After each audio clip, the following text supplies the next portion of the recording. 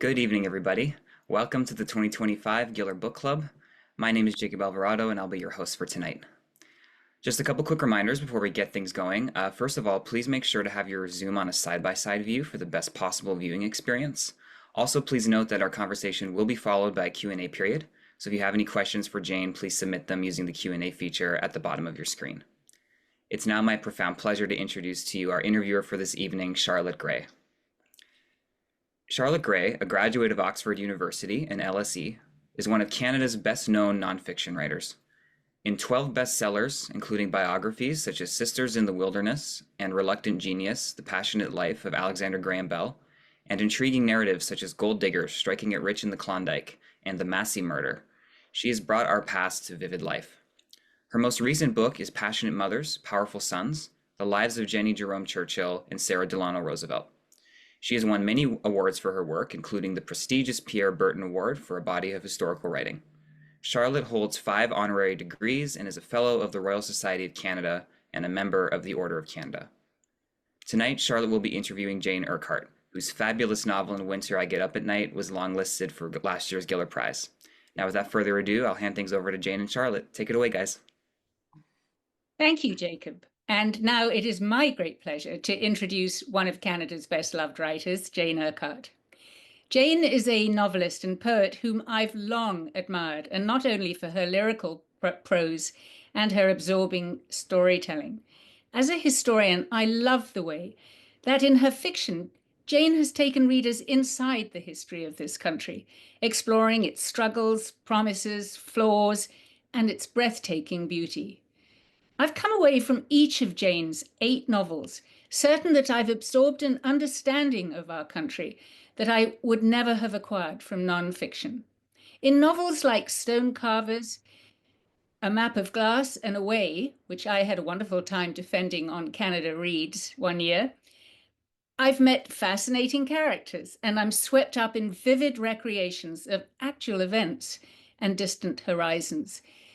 Jane makes the ordinary extraordinary.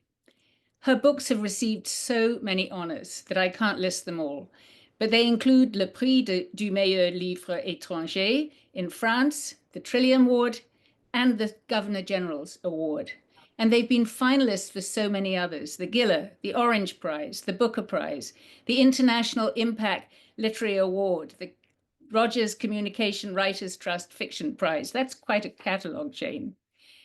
Jane was born in Little Long Lac, a mining town in Northern Ontario, and she grew up in Northumberland County and Toronto. She holds several honorary degrees and is an officer of the Order of Canada. And her latest novel, In Winter I Get Up at Night, was a Globe and Mail Best Book of the Year, a Winnipeg Free Press Fiction Book of 2024, a Heather's Pick, an international national bestseller, and was longlisted, as Jacob said, for the 2024 Giller Prize. Welcome, Jane. Thank you so much, Charlotte. Let's start with the title. Let's start with the title. Where did it come from? It came from a poem with the extraordinary title, Bed in Winter, which I always thought was perhaps the wrong title for that poem, written by Robert Louis Stevenson, and it's part of A Child's Garden of Verses. I mean, that was my first book.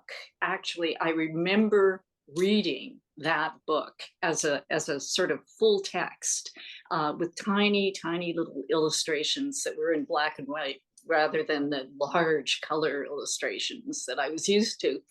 And I remember that I read it over and over again as a very young child. And so I memorized some of the poems.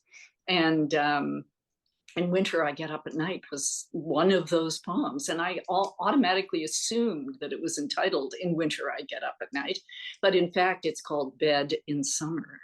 And so I pretty much lifted the first line from the poem and decided to use it as a title. Everybody in the audience should actually go off and Google, as I did, because it's a very short and wonderful poem that any child would adore. Most of your fiction, not all, has been set in Ontario. Why did you decide to set this novel in Saskatchewan?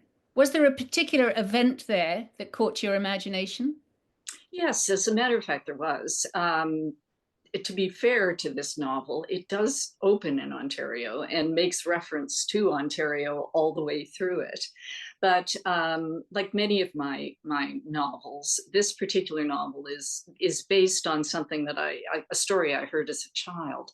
The story concerned one individual from my mother's side of the family, the Quinns, who a large tribal Irish family, who decided to go west, in fact, in the 1920s, and take his family and go west because free land was being offered there, and only one son could inherit the farm, of course, and in Ontario or anywhere else for that matter.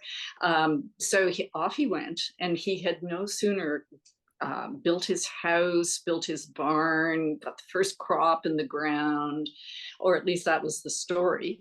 Then a huge tornado came and not only tore everything down again, but also lifted a little boy and took him, I don't know, something like 5 fields away and dropped him. And of course, every bone in his body was broken, but he was still alive. And his father and brother walked with him on the front door, using the front door as a stretcher, but 4 or 5 miles to the nearest train track and flagged down a train. So, and then lifted him up and said, this child has to go to a hospital. So I have, obviously I was told that story as a child, and any child would react to that story, but I carried it with me for a great deal of time.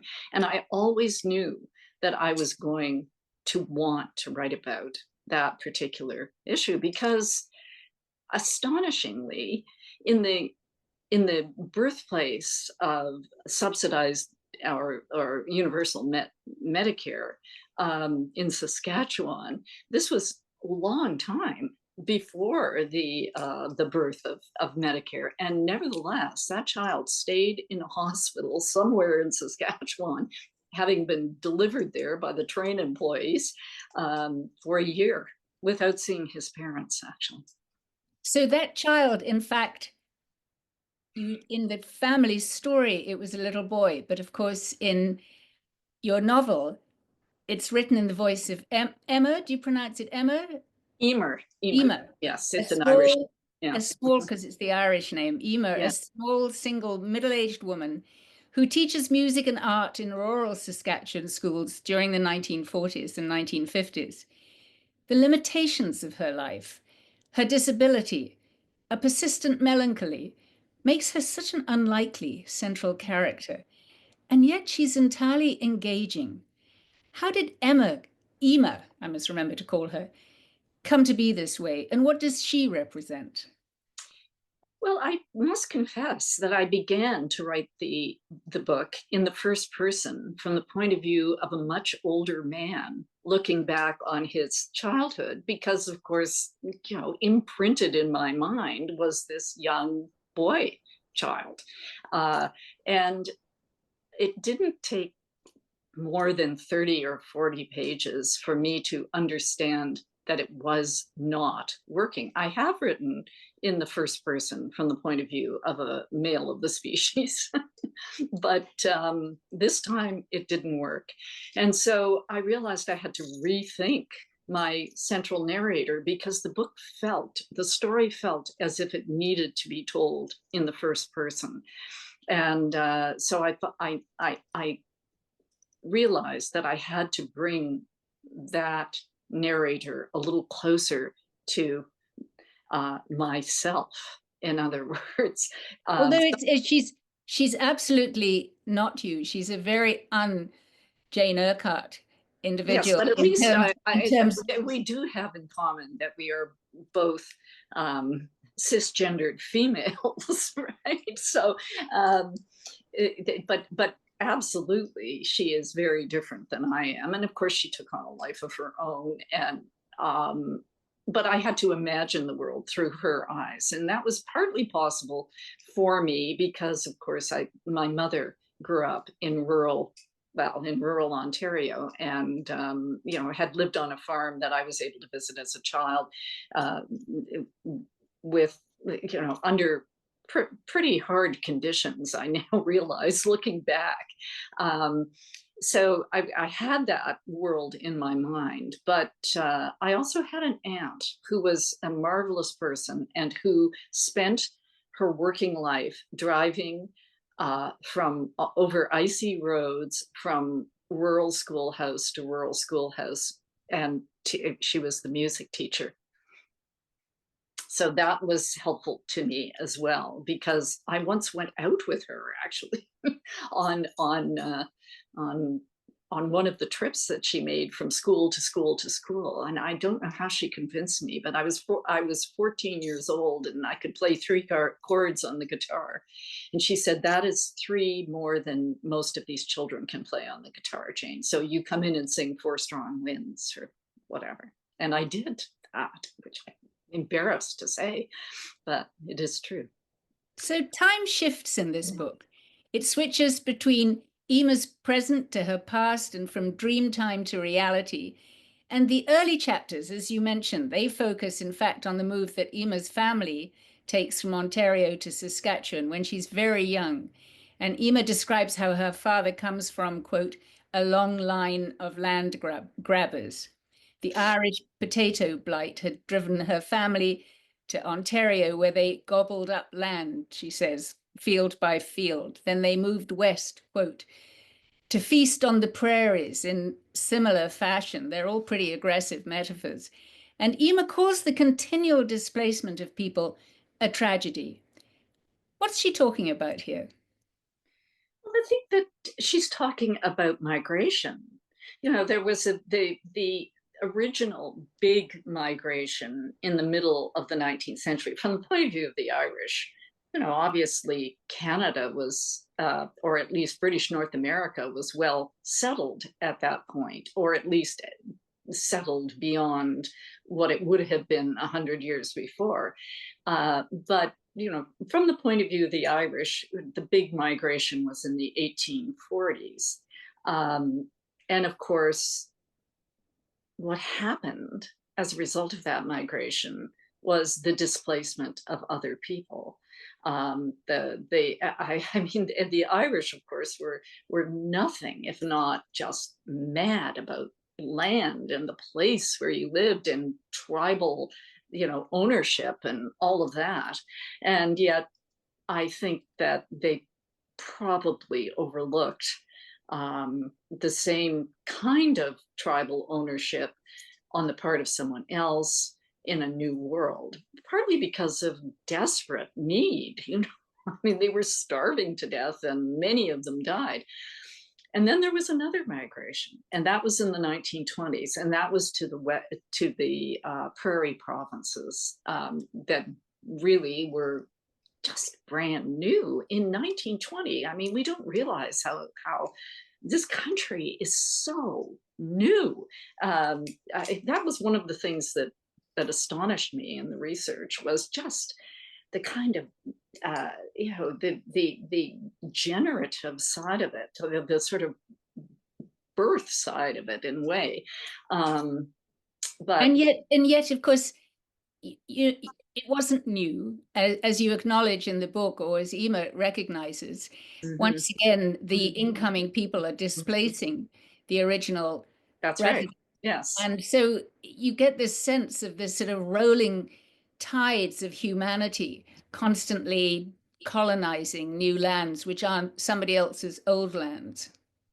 Yes, and I think that is certainly true of British North America. I mean, one can argue that it's a kind of domino effect in a way, because first of all, the British colonized Ireland, and then the Irish started starving to death in the middle of the 19th century. So they desperately needed to go somewhere else because there were far too many of them in Ireland. And off they went.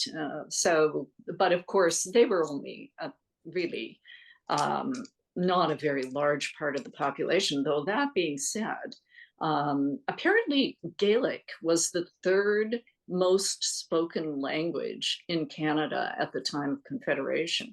And that would have been a combination, I suspect, of Irish and Scottish Gaelic. Well, I know in Cape Breton in the 1890s, it was 90% unilingual Gaelic. That's right. And of course, it was Catholic, you know, and that was very true of the Irish migration as well.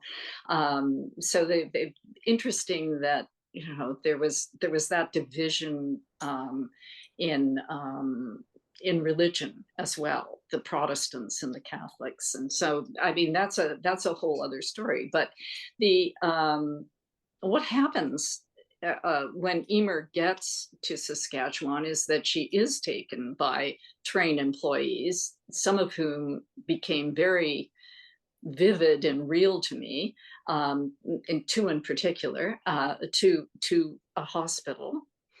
And at that point, I was able to really indulge myself and indulge my imagination because and your readers. I have to say that the chapters I most I loved the whole book, but I loved the chapters that were set in the children's ward, which was just the physically damaged children Emer meets their misunderstandings and delusions about what's happening to themselves and to each other, the bonds they build between themselves. It's such an intense little community, which in fact she's always nostalgic for in some way. But each of the children in that ward has their own story, which spreads out. And this is where your astonishing sort of smorgasbord of references and different experiences that these children and the nuns who are looking after them come in. I mean, every single story is just enchanting. Weaving them all together must have been extraordinary. What do those children, they're each from a different community. Start with Frederick. Tell us about him. Well, in the beginning, there was no one. In other words, I thought Emer was going to be in isolation and having memories about her past. And there's a very complicated story involving her mother and her mother, who was a very, very intelligent person, or at least had a lot of brains and was unable really to make use of them, and therefore got herself into various situations, all very interesting to me anyway. But then Emer rolled over and there was Friedrich. So I have no idea why he is called Friedrich. I have no idea why he even appeared, but suddenly here's this magnificent character. I suspect it may have had something to do with the fact that I have a 10-year-old grandson now, and perhaps he got unconscious or got into the book. Although I do remember that my granddaughter, just about that time, nailed a little sign that she had made on my door, on the door of my study, saying, "Nana's writing room, keep out, otherwise you might get into her novel." Well, Friedrich, I mean, what is enchanting about him is not just that he's the most gorgeous singer, and also that he has no family, but what he has is the company, because he had run away from an orphanage and joined a sort of wonderful little crowd of actors who, as far as I could see, traveled between small towns. And I mean, did such groups exist? Yes, they absolutely did. And in fact, I had in mind, well, at least it was kind of a springboard for me, Chautauqua, which Oh, not yes. only entertained in the prairie provinces, both sides of the border, actually. And I think they originated, in fact, in the United States. But the point was, for me, they were just a kind of springboard, and then I could make up the company. But what I did keep from my knowledge of Chautauqua, or my vague though it is, was the fact that they occasionally gave instructional lectures, you know, sort of moral or historical or fun fact lectures. And that absolutely intrigued me. Now, whether or not they had any child actors in tow, I'm not sure, but actually, I can tell you they did, because Pauline Johnson, who I've written about, the Mohawk princess, as she was known, she traveled around with Chautauqua. And I got some programs. I remember that. Yeah. Okay. Isn't that They're wonderful? wonderful. And there were children who performed at those events. But Well, then moving on from Friedrich, the other children who she Yes. slowly meets. I mean, the next one, of course, was Tatiana. Yeah. That's such a sad story, because she Mhm. came from the Dukhobor community, and That's I was and her taken. school had been burned. Yes, exactly. It was fascinating to find that Saskatchewan was really the beginning of a kind of multiculturalism in Canada. And so people were othered out there beyond, you know, Indigenous people who were pretty much, I would say, really othered to the point of being ignored, in fact. But but the recent immigrants from Eastern Europe were also uh, kind of they had to stay in their own communities, and there was plenty of space to do that. And in fact, utopian communities were popping up in Saskatchewan. Saskatchewan is really something. But these were ethnic communities, of course. And what I found fascinating about the Dukhobors, once I started doing a little bit of research, once I had a Dukhobor character who, again, I would have thought that Emer and Friedrich would have been roommates forever. But then all of a sudden in came this procession with Tatiana. And but once she appeared, I decided I should know something about the Dukhobors beyond what I remembered from my childhood. And of course, you know, huge pictures of burning villages with naked women on the front of the Toronto Telegram, something like that, when I was 9 years old. Fascinating. And that was that Tolstoy had actually arranged for them to come to Canada. And that amazed me. Now, I mean, that's a whole other book. Someone that really should write that book. But I was able to, I think, make reference to that extremely interesting fact.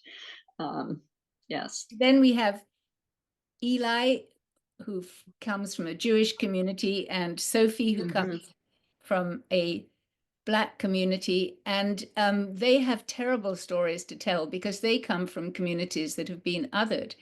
And yes, it took me a while to realize that, in fact, this links back to a really strange activity that Emer's mother had been up to, which was, of course, sewing mystery bits of white fabric together.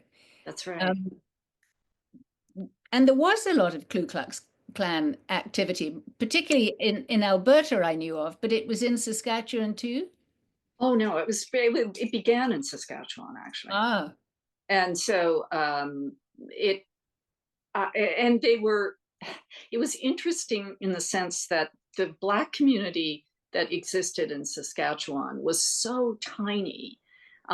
People had walked from Oklahoma when they heard about the quotes free land, and it was a very, very tiny community, but it did, you know, it was there, and they were agricultural people.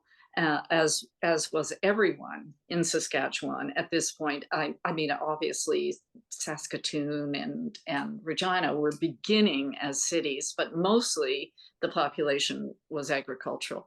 But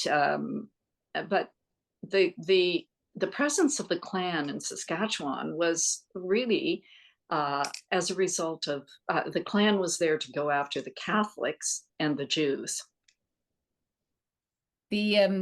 Fascinating. But then in contrast to the hardship that these children have met outside the ward, they're actually nursed by this trio of just saintly and frankly quite magical nuns. Yes, they were magical nuns. Were they characters who, I know you've actually always been quite interested in saints and enjoyed finding out the stories. Yeah.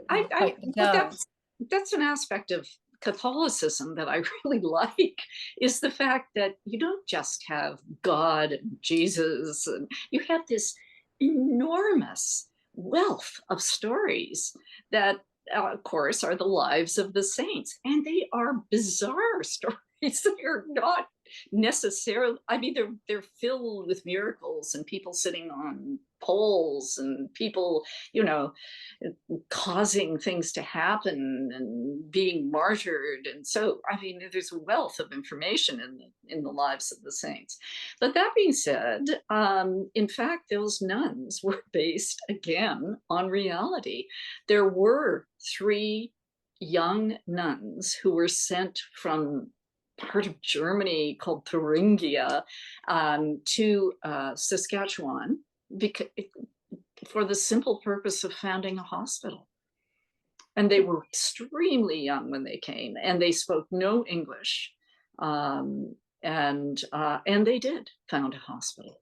It's just amazing. And they did that by going out and looking after people who were in rough medical shape. They were nursing nuns, and they founded the hospital. And there are these 3 wonderful sort of presences in their wimples on the ward, just being a source of endless comfort to the children. But one of them is sort of rather authoritarian. There's a wonderful scene where the Dukhobor family arrive to look after Tatiana, which they can't do. She's so badly burnt. She's under a sort of tent. But one of them, it's so hot, she starts taking off her coat. And I think is it Wilhelmina? Right. I can't remember which one it is. Wilhelmina, who says, no undressing here. Yes, exactly. And would have likely done that under the circumstances. I mean, the Dukhobors were considered to be, and they were extremely eccentric. There was no question. And they didn't believe in stasis in any way. So they're very suspicious of books, because once you printed them, they remained the same. And it was a marvelous thing to witness. George Woodcock wrote a fabulous book about the Dukhobors, should anyone be interested in going through their history. The love of Emer's life is a man of science she calls Harp. And it's a very unsatisfactory affair, because he sort of wafts in and out of her life. And then the most despised man in her life is simply known as the master, who's a rather malevolent school inspector who becomes a right-wing politician. And these men come from your imagination, but each man bears a wisp of reality. Yes. Sort of, why did you choose them, and who are they? Well, first of all, they are acts of the imagination, no question about that. But as you say, there is a wisp of reality to them. I would say that certainly J.T.M. Anderson, who was a person educated at the school, at the Teachers College at University of Toronto, received his master's in education and went west and became the Minister of Education in Saskatchewan, and ultimately, I think, was the premier for maybe a year or something. He was someone that I had in mind for the master because he was considered to be a very bright guy and very charismatic. But he did flirt with extreme right wing, like politics that were right of right, I mean, extremely extremist right wing politics. He was a conservative. And he's threaded through Emer's life because he first meets him in Ontario. And then he's in Saskatchewan. Yes, and then he exactly. comes to Saskatchewan. And he continues a relationship with her mother. He was the person sent down from University of Toronto to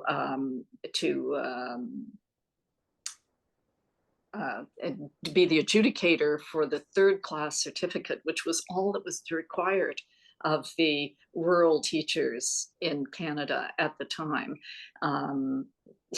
which speaks to the fact that rural people were ignored in many ways in terms of their education. I mean, often they got a very good education, but the point is that they had no equipment, they had no libraries, schools had to be handmade pretty much by the community, and teachers really only had to have a 2-week course plus a third class certificate, which could not be used in an urban center. So, there was that aspect to the work as well. But of course, many of the teachers were young women, and they couldn't afford to go to Toronto, and obviously the teachers were needed in the rural community. So he appears in Emer's mother's life and in Emer's life, in fact, because of course the school inspector is just a terror. And the rural school system was set up in Saskatchewan in much the same way that it had been in Ontario. And in fact, what he also represents is, for Emer's mother, it's the life she can barely acknowledge that she could have had if yes, she wasn't exactly. a woman. I think, and also the whole issue of she had an education of sorts, whereas the man she marries, Emer's father, struggles to learn to read, and she teaches him, but he feels intellectually superior to him. That's true. That's very true. All true. And all, I would say a manifestation of society at the time, because if you were an agricultural person and you were a boy, you were needed back on the home farm by grade 5 or 6. So you wouldn't have gone, and in fact were absent for large parts of the year anyway, because of being required to help with the harvests or with the sowing or planting. And so the men were not as educated as the women, which is interesting to find out. So let's go back to Harp, who is Emer's great passion. Harp, who is a sort of dashing and attractive character to begin with, and then one gets more and more exasperated by the way that he will not commit anything to her. He's almost he's unkind to her, and yet she just can't. She comes when he calls, when they have these wonderful short rendezvous and assignations in railway hotels across the prairies. He's a man of science who had a great breakthrough when he was still a young, practically a student, and then is constantly hoping that he'll have another one and never does. So he's poured his intellectual energy into studying painting, all these areas from which she is barred because she just doesn't have the means, the education, or the money to visit cathedrals. But I still found myself falling out of love with Harp. Not that I was ever totally in love with Harp, and wondering, is Emer's affair with Harp, was it worth it given the pain he caused her? Well, whoever knows, right? But I think what I was trying to do with that character, with Emer, was show that she, like her mother, was unable to find the kind of intellectual stimulation that her brains had readied her for in the society in which she lived, and therefore had to channel it in some way through a man. Because as a woman, she wouldn't have had the kinds of opportunities that even a man born on a farm would have had if he were a bright kid. So Harp was born on a farm, and he went to med school in Toronto, and he was a research doctor who did make a fabulous discovery. And of course, I think almost anyone can figure out who the template for that character is. And he was the template was also a very interesting and complicated man. But I didn't want to name him because I felt that then the whole novel would be about that. Yes. And I didn't want to confine myself in that way. So, I mean, he's one of the most famous Canadians globally, really, for a very good reason. And the other thing that was going on while I was writing this book, because it took me a long time to write this book for various reasons, life intervened in many ways, but I was always thinking about it. And during that period, there was a lot of cancellation going on. During when I was coming up with the male, with the lover, there was a lot of cancellation going on, and I began to think, oh my God, what if they had actually canceled Banting? Now, of course, it doesn't happen in the book because it was a long time ago, but previous to any notion of cancellation for any man that was making inappropriate passes at women. But what would have happened, and especially what would have happened if it had taken place before the invention of insulin. And the invention so there of was insulin. that there was that going on as well in my mind. But of course, Harp became a character on his own. He was partly constructed from what I knew about Banting. So, for example, Banting was an amateur painter and did like to go out with the singing campfire songs with the group and that sort of thing, the group of seven. And I was interested in art as a pastime and also as a study, an area of study. And he had some character flaws of a pretty big nature, but he invented insulin. He changed the lives of all kinds of people all over the world and made their lives possible. So, and in the novel, he saves Friedrich's life. Exactly. We don't realize for a time what Friedrich's problem is, and then there's news of these injections that he can have, which have a miraculous effect, and it's quite poignant at the end of the book when Friedrich is told that there's a hospital in Toronto that he can go to, and he doesn't want to go. I mean, all those children, they've been institutionalized in that warm, loving ward where they've actually been looked after.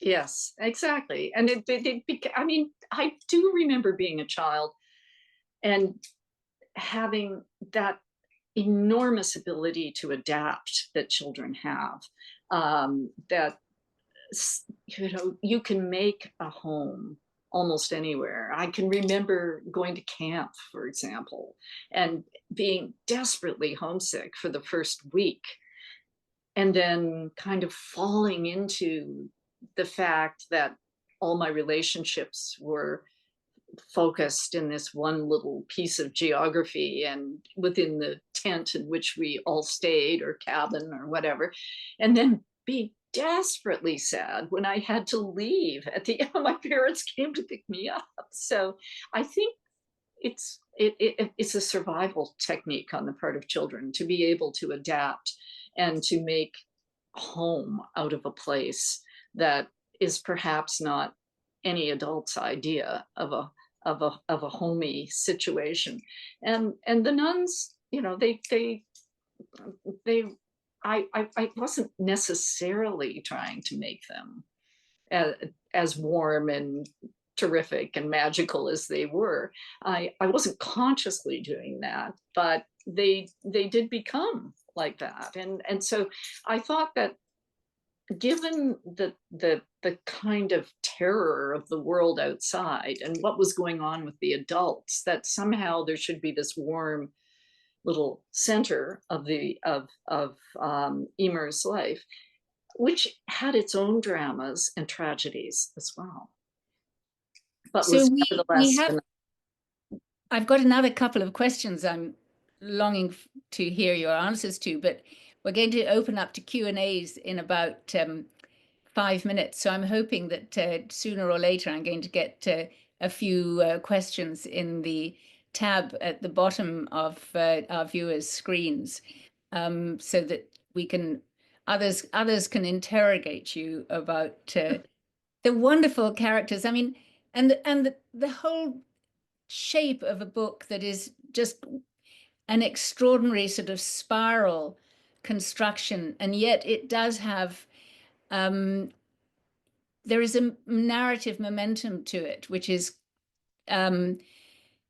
engrossing, absolutely engrossing, and so many interesting people I met in these pages. One of them obviously is Abel, the railway porter, who she originally meets on the journey to Saskatchewan from Ontario, who then rescues her in the event that you described, when she is carried on the front door to be loaded onto the train to be taken to the hospital. And then he regularly comes and sees her and becomes a continuing presence in her life in a way that the family can't, because they live too far away. She doesn't see them for a year.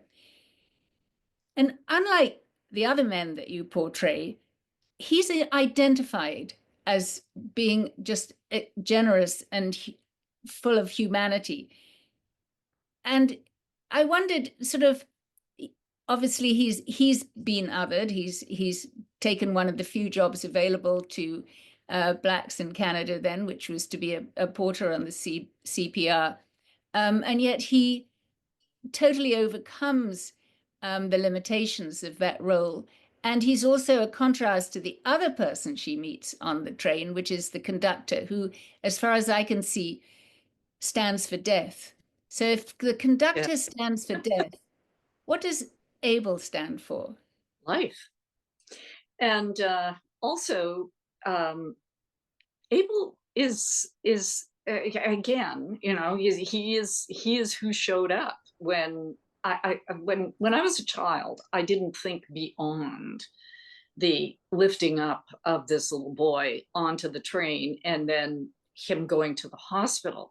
But when I'm writing the book, of course, we had to have train employees. And I, as a 14-year-old and a 16-year-old and 15-year-old, actually, I took the train not only to the Banff School of Fine Arts, which I was fortunate enough to be able to do, but also right out to the coast, because my brother was living on the West Coast. My brother was quite a lot older than me. And so he was beginning his own family out there, and I would go out to visit him for 2 or 3 weeks. So I spent a lot of time on the cross-country train. And I could remember that I remember the porters very, very well because the porters were keeping an eye on me. In other words, and the porters would be a porter would be very paternal in a way. With a 14-year-old girl in a roomette, you know, he would say things like, "Hey, you get up now," you know, and bang on the door and say, "You're going to miss your breakfast." And he was very parental. Every time I was on the train, and that was it. But very kind, but also, you know, pretty firm about what was expected of me, and you know, no, you can't miss your lunch and then get it later. There are 3 sittings, and you know, this is what you have to do.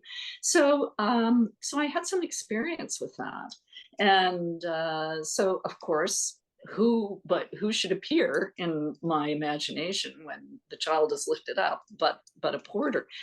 The conductors were often not Black because they were, you know, they were considered to be a profession higher than the porters.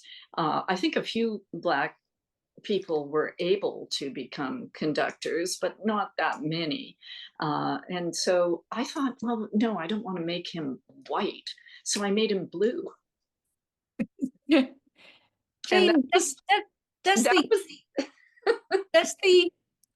does the Canada that you describe in this book, which is a Canada of the 1950s, do you feel that it's disappeared completely, or are there still remnants? Well, I think it has disappeared to a certain extent. I was going to say it has disappeared in the urban centers, but I went out to Saskatchewan last winter, and in January actually, and so I'm now an honorary Saskatchewaner because apparently, according to them, nobody would agree to come out in January. It's very beautiful out there in January. And I was, of course, in Saskatoon. And so it was beautiful. And I felt that the world that I was describing, and also I spent a lot of time teaching at CHURCHHIll for the Saskatchewan Writers Guild in the summers decades ago. So I do know the landscape, and I feel that the landscape hasn't really changed that much in Saskatchewan. However, the politics have, as you know. That's for sure. Mm-hmm. We have lots of questions, and so I'm going to pick some out. One of them is from Brian Rendell. You've noted that so many writers say the story of their novel has been with them for many years. Can you speak about how you determine when is the time right to write that story? That is a really fabulous question. I have never thought about that. I would say that your intuition tells you when the time is right, because as I say, I mean, this story, I had known this story since I was, well, since I achieved the age of reason, I guess, at 5 or 6. But I probably had heard it before that time. It takes a long time to cook. Let's put it that way. I think that's the most important thing. And what I find personally for me is that not only does it take a long time to cook, but that I have to be somehow able to be familiar with the surface of the earth in which it took place. So those teaching sessions in Saskatchewan kind of reinforced that. The fact that I was at CHURCHHIll when they went to the Benedictine monastery and St. Peter's Monastery in Munster, Saskatchewan, and of course in comes, you know, nuns and priests and all of that. So I would, you know, I would say that it's a combination of things that determine. It takes time to cook. It does take time to cook. Yes. We have so many questions. Yes, I can't really write a novel based on anything that I heard last week. Often it has to come from childhood. Is there a similarity between the elusive male character in Map of Glass and Harp in this novel? You, in fact, in your novels, you often have a male character who sort of dips in and out of the action.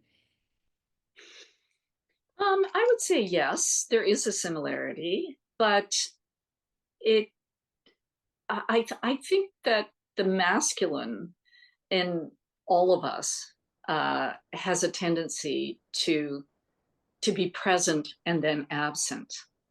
I think that that's kind of a masculine principle. So therefore, a love affair in a novel with someone who is kind and understanding and and never gives the protagonist any trouble just seems to me to be a kind of unidimensional character. So I would say that the similarity, I mean, they're very different people in all of my books, the male characters, but there is a similarity about them in that they appear and then they disappear, and often in a serial fashion. Yes. We have so many questions, but many of them are saying, like Lisa Smith, she's read all your books up till now. That The Stone Carvers was her favorite, but this one has replaced it. Thank you for writing this wonderful novel. Others have been equally complimentary. And Cindy McNeil says, my question is the other side of Brian's question. When do you know when your novel is finished? Because your characters' lives could fascinate us forever. And it's true, I wanted to know more about all of them. When do you know when it's finished? Well, again, it depends on the book. Sometimes you know automatically when it's finished. This time, however, an editor said to me, this book isn't finished, and did not offer me any suggestions as to how I was going to finish it, but said something really fascinating, and that is that she wanted to, or he wanted to know more about a particular character. Which one? Danny. I was going to ask you about Danny, actually. I was going to say, when you started the book, did you know how the role he was going to play? Depending on how you define that role. Well, did you know in other words, that he was going to be a brother of St. Peter's Abbey? Yes, I did know that. Well, at least, did I know it when I started it? When I started it so long ago, you know, as I say, it was interrupted by life so many times. And I guess I started it with a male character. And so he probably was going to have a little sister or something rather than a big brother. In the beginning, I was just really concentrating on the storm. I scrapped all kinds of stormy pages. I realized that I didn't have to describe every second of that storm and everyone else's reaction to it. So, for example, that baby that is, and that was based on fact, by the way, that is blown out of its mother's arms. I really wanted to write at least 2/3 of the novel about that baby. You know, God, it's a great opening. It was a pretty dramatic storm, even if you That's right. cut 3/4 of the pages. In fact, actually, Reva Nelson asks, how do you keep track of all your characters? Do you use Post-it notes, an Excel sheet, papers all over the place? And what do you do when you get stuck? Well, first of all, no, I don't use Post-it notes, and I'm extremely badly organized, and I just have to count on my brain being up to the task of keeping track of the characters. But if I rarely get stuck.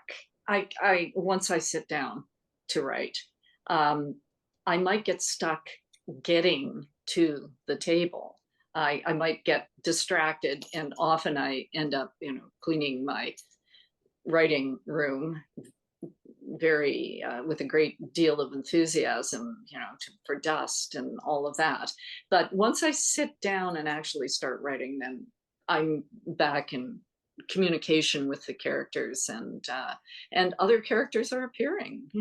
So there's nothing logical about the way I write. Rosanna Battigelli, excuse me, Rosanna, if I pronounced it wrong. What's the best part of your journey in writing this or any of your novels? Well, the best part is having another zone that you carry with you wherever you go. So it makes the daily life much more meaningful, in a way, for me to be eagerly seeking information concerning the 5 or 6 things that I'm intrigued by. And in this case, in this book, I decided that I was going to write about medicine and education. And so then that makes everything relating to medicine and everything relating to education, which is plenty of stuff in the outside world, extremely resonant for me. And so it just kind of pumps life up a bit. I'm kind of like, I have my pores are open, I guess is the way I would have to say it. My portals are open. I'm absorbing things once I begin. And so that it gives another dimension to my daily life. Are you ever not writing a book? Oh yes, often. Often I'm not writing a book. Yes, and for a while I was not writing a book after I finished this one, and I should state that I have finished In Winter I Get Up at Night quite a number of years ago. I just couldn't release it because even though it was done, like the editorial work was done at least 3 years ago or 2 years ago maybe, I just couldn't find the energy or the time to actually let it come out and then go on the book tour. So there was a period of time, I think I might be writing something else again, but I don't even want to talk about it or jinx it in any way because the magic might go. Now, one attendee asks a question, and I'm fascinated to know how you're going to answer it. She says, why did Emer confirm that her brother was the son of that awful man, who of course was the master? She could have denied it and given her brother peace. Yes, I suppose those were the days before DNA. Well, she knew that it was true. And so she told the truth. And I think that would be more likely to have happened. And certainly that's what I would do. I don't know. I suppose her brother would have been more peaceful if he had known. But I think he felt that his father was his father anyway. The father that he grew up with was his father, and therefore he didn't really.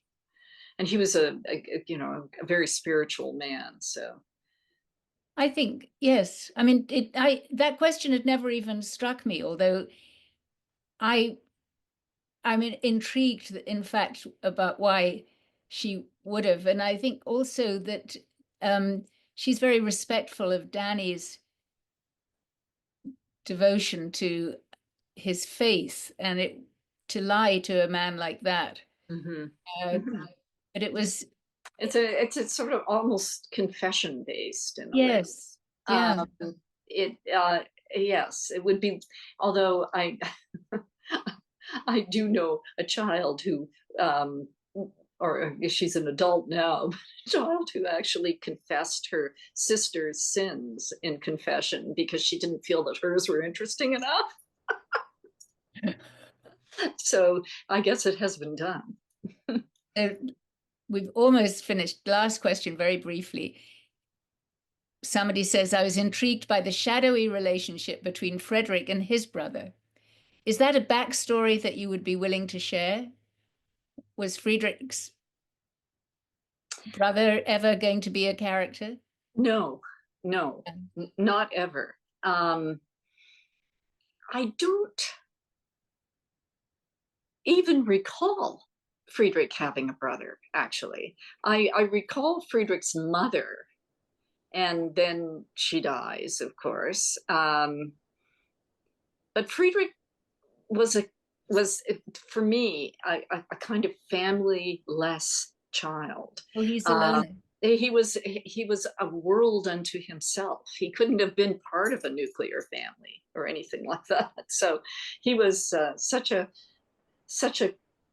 complete world unto himself that, yeah, I mean, apart from, and he was also such a big part of that world within the hospital. So I can see that Jacob has reappeared to wrap this up. Very quick question. Have you got a book to recommend for us? I have a book to recommend for you. And I have pretty much kind of rejected it at this point. But I would say the book that I would like you to read is The Dukhobors by George Woodcock, because it is a page turner, believe me. It's a marvelous history. Thank you, Jane. Thank you guys both so much. I feel like I got like a writer interview and like a little micro Canadian history lesson all in the same time. This was great. And thanks to everybody in the audience for joining us tonight. I hope you enjoyed this as much as I did. Just a few closing remarks for you guys before we go. If you know somebody who couldn't make it this evening, please let them know that this interview will be available on our YouTube channel within the next couple of days. And normally would be the time now where I would tell you about our next Giller book club, but this is actually our last book club for the year. So whether you guys have been attending live to these webinars or you've been watching recordings afterwards, we're all the Gillers so thankful to you guys for engaging with these wonderful Canadian books and authors throughout the year. And we hope you'll all join us again in 2026 when the book clubs return. In the meantime, if you've already joined our mailing list, then you'll be sent updates on all things Giller directly to your inbox. But if you haven't done that yet, then please make sure to head over to gillerprize.ca to sign up. Thank you all so much for joining us. Have a wonderful rest of your evening. Take care, everybody. Thank you, Jacob. Thank you, Charlotte. Thank you.